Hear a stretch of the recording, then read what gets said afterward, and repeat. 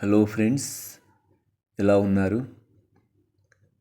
నిన్న నేను ఏం చేశానంటే కర్నూలులో దక్షిణ షిరిడిగా పేరుగాంచినటువంటి పవిత్ర తుంగభద్రా నదీ తీరాన ఉన్నటువంటి షిరిడి సాయిబాబా టెంపుల్కు దర్శనానికని వెళ్ళానండి. వెళ్ళి దర్శనం చేసుకుంటూ ఆ, ఒక 3 ప్రదక్షిణలు చేశాను బాబా మందిరం చుట్టూ. తర్వాత వచ్చి అక్కడ మెట్లపైన కూర్చున్నప్పుడు పక్కన ఒక ముస్లిం వ్యక్తి కూర్చొని ఉన్నాడు. నన్ను చూసి నాకు నమస్కారం చేశాడు. నేను కూడా ప్రతి నమస్కారం చేశాను. ఆ, నేను అనుకున్నాను మనసులో, ఏంటి ముస్లిం వ్యక్తి గుళ్ళో కూర్చున్నాడు అంటే కూర్చోకూడదా అని కాదు, జనరల్గా వాళ్ళకు రారు కదా అనే ఉద్దేశంతో నేను వారిని అడిగాను, ఏంటండి మీరు గుడికి వచ్చారా అంటే ఆ, ఆయన నవ్వుతూ నాతో ఏమన్నాడంటే, అవును అండి వచ్చాను, ఏం మేము గుడికి రాకూడదా అన్నారు. అంటే నేను కూడా నవ్వుతూ చెప్పాను, అదేంటండి అలా అంటారు, ఎవరైనా గుడికి రావచ్చు, మసీదుకి వెళ్ళొచ్చు, చర్చికి వెళ్ళొచ్చు, ఎక్కడికైనా వెళ్ళొచ్చు, దానిదేముంది, ఎవరి ఇష్టాలు వాళ్ళవి అని నేను బదిలిచ్చాను. తర్వాత ఆ, ఆయన నన్ను ఏమడిగారంటే, మీరు సనాతన ధర్మాన్ని ఫాలో అవుతారా అన్నారు. మళ్ళీ ఏమన్నారు, నేను సమాధానం ఇచ్చేలోగాని మీరు సనాతనవాది అని అనుకుంటున్నారా అన్నారు. నేను ఆశ్చర్యపోయాను, ఏంట్రా ఒక ముస్లిం వ్యక్తి నన్ను ఇలాంటి ప్రశ్నలు అడుగుతున్నారు అని నేను ఇంకా చెప్పడం ప్రారంభించాను. మీకు ఎందుకని ఈ డౌట్స్ వచ్చాయండి అని అడిగాను నేను. అంటే ఆయన ఏమన్నారంటే, ఇప్పుడు చాలామంది సనాతన ధర్మము అది ఇది అంటూ ఉన్నారు కదండి, ఆ, నాకు తెలిసి హిందూ ధర్మం అనేది ఉంది కానీ సనాతన ధర్మం అనేది నాకు అవగాహన లేదు, మీరేమన్నా చెప్తే వినాలనుకుంటున్నాను అని అడిగారనమాట. అప్పుడు నేను చెప్పాను, నేను హిందువును. హిందూ మతం అనేది సనాతనమైనటువంటి మతము. సనాతన ధర్మం అంటూ ఏమీ లేదు ప్రత్యేకంగా, హిందూ ధర్మమే ఒక సనాతన ధర్మం. ఎందుకు ఇలా చెబుతున్నానంటే, హిందూ మతంలో ఎప్పుడు కూడా ఇతర మతాలను ద్వేషించమని కానీ, లేకుంటే ఇతర మతాలకు సంబంధించిన ప్రార్థనా మందిరాలకు వెళ్ళొద్దని కానీ, వారి ఆచారాలను సాంప్రదాయాలను అవమానించమని కానీ, అక్కడెక్కడైనా ప్రసాదాలు లాంటివి లేకుంటే ఏదైనా భోజనాలు వాళ్ళు ఏర్పాటు చేసి తినొద్దని కానీ ఎక్కడా లేదు హిందూ మతంలో.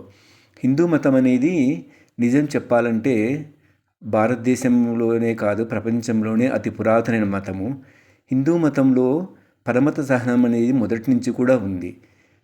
చాలా పవిత్రమైనటువంటి భావాలతో కూడినటువంటి ఈ హిందూ ధర్మంలో ఎవరిని ద్వేషించమని మనకి ఎప్పుడూ చెప్పలేదు, ఎవరూ చెప్పలేదు. ఏ గ్రంథాల్లో కూడా మనకు భగవద్గీత, రామాయణమైన, వేదాలు, ఉపనిషత్తులు మీరు ఏదన్నా చదవండి, ఎక్కడ కూడా మనకు తర్వాత పరమత సహనం గురించే ఉంది కానీ ఎక్కడ కూడా మనకు ఇతర మతాలను అవమానించాలని కానీ ఎవరినైనా ద్వేషించాలని కానీ ఎక్కడా లేదు అని అతనితో చెప్పాను. మరి ఇంకేమన్నా చెప్తారా అని అడిగారు నన్ను. నేను చెప్పడం ప్రారంభించాను. నేను చిన్నప్పుడు మేము పెరిగినటువంటి ఏరియాలో ముస్లిమ్స్ చాలామంది ఫ్యామిలీస్ ఉండేవాళ్ళు. అందరం కలిసి ఆడుకునే వాళ్ళము.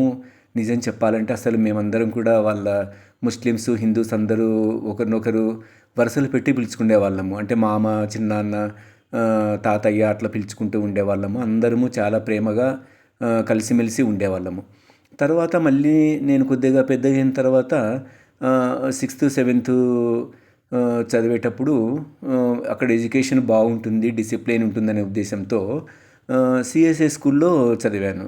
సిఎస్ఐ స్కూల్లో చదివితే అక్కడ మా టీచర్స్ అందరూ కూడా క్రిస్టియన్సే ఉండేవాళ్ళు. అది ఎందుకంటే సిఎస్ఐ స్కూల్ కాబట్టి. కాకపోతే మమ్మల్ని ఎప్పుడూ వాళ్ళు ఏ రకంగా కూడా మేము హిందువులము, వాళ్ళు క్రిస్టియన్ స్కూల్లో ఉన్నారు, క్రిస్టియన్స్ టీచర్స్ అనే ఉద్దేశంతో చూడలేదు. మమ్మల్ని ఎప్పుడు ఎంతో ప్రేమగా చూసేవాళ్ళు. మమ్మల్ని ఎంతో బాగా చదువు చెప్పడంలో కానీ, మమ్మల్ని ప్రేమించడంలో కానీ వాళ్ళు ఎప్పుడూ ఒక అడుగు ముందే ఉండేవాళ్ళు. ఇవన్నీ చూసిన తర్వాత నాకు ఎప్పుడూ హిందూ మతము, హిందూ ధర్మము ఎంతో గొప్పది. కానీ ఏ మతమైనా అన్నిట్లో మంచి అనేది ఉంది. మంచిని మనం మంచిగా స్వీకరిస్తే మంచిగానే ఉంటుంది, దాన్ని చెడుగా భావిస్తే అది మనకి ఎప్పటికైనా చెడుగానే ఉంటుంది. కాబట్టి నేను పెరిగిన వాతావరణం కావచ్చు, మాకు విద్యను బోధించిన మా గురువులు కావచ్చు, సమాజంలో మేము కలిసి ప్రయాణించినటువంటి వ్యక్తులు కావచ్చు, మాకెప్పుడూ ఇతర మతాలను కించపరిచే ఉద్దేశము ఏది కూడా లేదు. నిజం చెప్పాలంటే హిందూ మతం అనేది ఒక పెద్దన్న పాత్ర పోషిస్తుంది. అన్ని మతాలను అక్కడ చేర్చుకుంటుంది. మరి భారతదేశం మొదటి నుంచి హిందూ మతంతో ఉన్న దేశము. తర్వాత ముస్లిమ్స్ పరిపాలన టైంలో ఇస్లాం వ్యాపించింది. బ్రిటిష్ వాళ్ళ పరిపాలనలో పోర్చుగీస్ వాళ్ళు వీళ్ళంతా పరిపాలించినప్పుడు క్రిస్టియానిటీ వ్యాపించింది. అందరినీ ఆదరించి అక్కను చేర్చుకున్నటువంటి సనాతనమైనటువంటి ధర్మమే హిందూ ధర్మం అనేది. సో మనకు సనాతన ధర్మం అంటూ ఏమీ లేదండి. హిందూ ధర్మంలోనే సనాతనత్వం అనేది ఉంది అనేది మనకు స్పష్టంగా గోచరిస్తుందని నేను అతనితో చెప్పాను.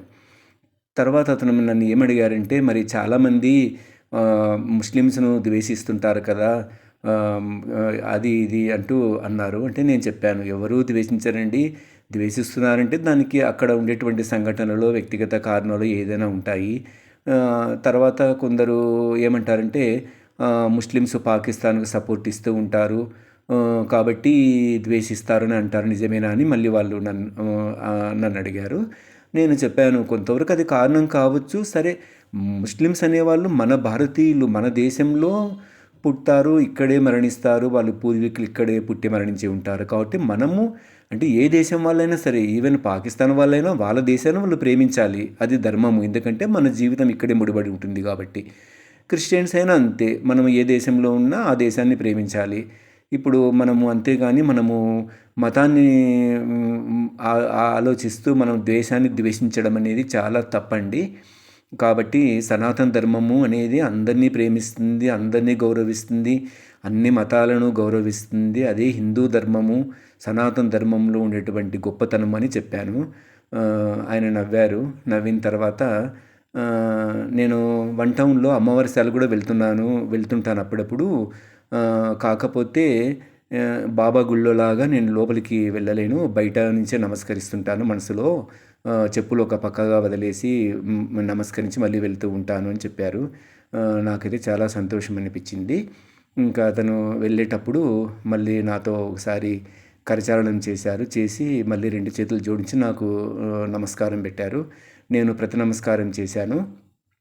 కాబట్టి ఇక్కడ నేను ఎందుకు ఈ వీడియో చేయవలసి వచ్చిందంటే, మనము మతం ఆధారంగా ఏ వ్యక్తిని ద్వేషించకూడదు. అవతల వాళ్ళు ద్వేషిస్తున్నారు అంటే మనము వాళ్ళని మనం మార్చే ప్రయత్నం మన వంతుగా చేయాలి. ఎందుకంటే ఏ మతంలో కూడా మనకు మంచిని చూడాలి, కానీ మనం చెడును గురించి ఆలోచించకూడదు. సరే, ప్రతి మనిషిలో మంచి వాళ్ళు ఉంటారు, చెడ్డ వాళ్ళు ఉంటారు. పుట్టుకతో ఏ మనిషి చెడ్డవాడు కాదు. అతను పెరిగిన పరిస్థితులు కావచ్చు, అతను పెరిగినటువంటి వాతావరణం కావచ్చు, అతని అవసరాలు కావచ్చు, అతని ఆలోచన విధానంలో అతను చెడ్డగా మారిండొచ్చు. కానీ పుట్టుకతో మనుషులు ఎవ్వరూ చెడ్డవాళ్ళు కారు. చనిపోయే వాళ్ళు ఎప్పుడు కూడా మంచిగానే చనిపోతారు. ఈ 2 మధ్యలో ఉండేటువంటి జీవితమే ఒక నాటకం. ఇది ఆలోచిస్తే సనాతన ధర్మం గొప్పతనం అందరికీ గోచరిస్తుంది. అందరికీ నమస్తే. ఆల్ ది బెస్ట్ అండి. Be happy.